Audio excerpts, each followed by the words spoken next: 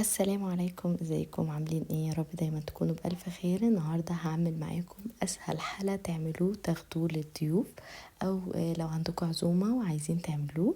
ده اسهل حاجة انا هسميها الموجودة، مش المكشوفة ولا المسطورة، الموجودة. بما ان الاختراعات كترت واسعارها بقت غالية جدا، انا هعمل اسهل اختراع في البيت بمكونات موجودة في البيت. بينا نعمل اسهل حلا. هنحط 3 كوبايات من اللبن، او ممكن كوبايتين لبن وكوبايه ميه على حسب الكميه. هنعمل مع بعض اسهل حلا في رمضان، مش هياخد وقت وطعمه لذيذ جدا، عشان لو رايحين لحد ومحتارين اخد لهم ايه، هو ده اسهل حاجه نعملها. على كل كوبايه لبن معلقه وربع من النشا، عشان عايزه قوام البودنج يبقى تقيل. لكل كوباية لبن هستخدم معلقتين كبار من السكر، او معلقة ونص حسب الرغبة. برضو التحلية لو عايزينها تبقى مظبوطة قللوا شوية السكر، لو عايزينها تبقى خفيفة حطوا لكل من اللبن معلقة سكر. هدوب المكونات عندي كده على البارد، حركهم كويس كده. حطيت البودنج على النار، هنقلبه كويس. واخر خطوه هنحط فيه الفانيليا، بس نستنى بس اللبن يبتدي يغلي والقوام بتاعه يبتدي يتقل. طول ما هي على النار بنحرك كويس جدا علشان ما يتكتلش عندي والقوام بتاعها يبقى كريمي. بصوا بتفضل نقلب فيها كده.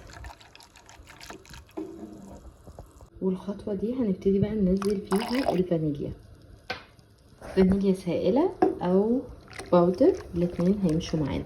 بس السائله زي ما انتم شايفين كده بتخليها اغمق شويه، بس النكهه بتاعتها مختلفه واقوى من الفانيليا اللي بتبقى الباكت اللي هي بتكون باودر. هتلاقوا القوام ابتدى يتقل اول ما يبتدي اللبن يغلي ويسخن، القوام بتاعها يبتدي يتقل معاكوا كده يبقى كريمي. اهم حاجه يكون كريمي، ما يتكتلش خالص، عشان دي اهم نقطه عشان يكون معانا طعمه جميل. بصوا كده، بمجرد ما هرفع خلاص المضرب هيبتدي يغلي ويتقل اكتر. انا عايزه سمكه يكون سميك، بس اهم حاجه ما نقفلش عليه، نسيبه ياخد غلوه غلوتين او نسيبه حبه علشان النشا تكون استوت، عشان تكون طعمها حلو ويكون استوى عندنا النشا لازم نسيبها تغلي حبه. وبرده نقلب كده، ما نرفعش خالص، نقلب عشان لو تحت القاع عندنا ما يتكتلش فيه. بس هي كده بقت تمام، هسيبها بقى تاخد كده غلوتين.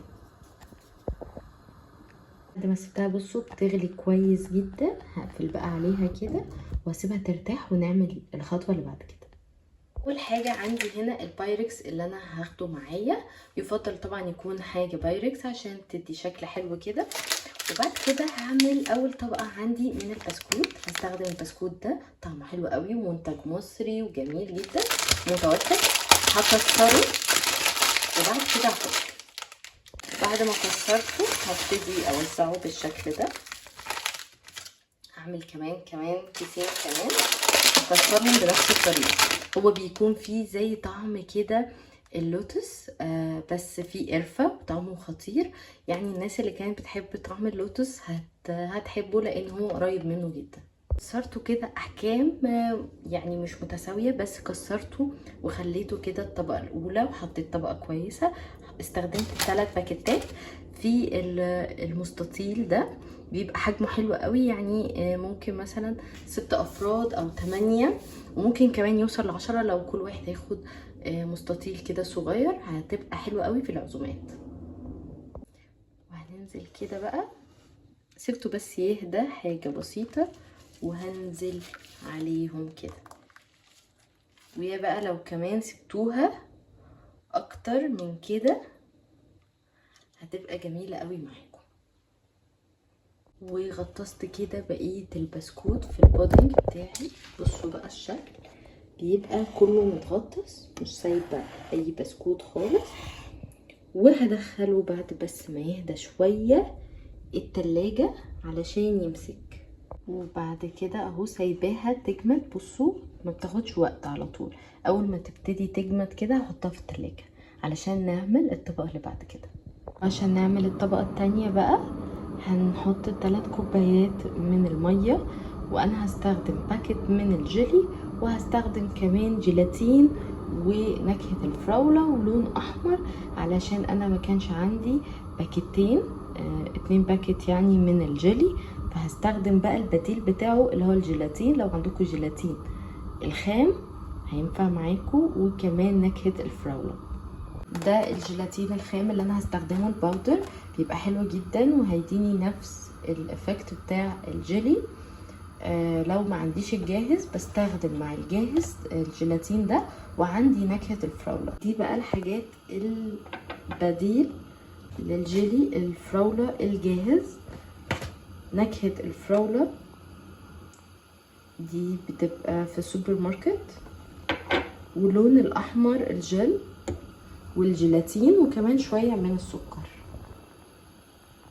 لما المية تغلي عندي هنزل باكيت الجيلي الجاهز الفراولة، وطبعا اول ما بننزله بنقلب.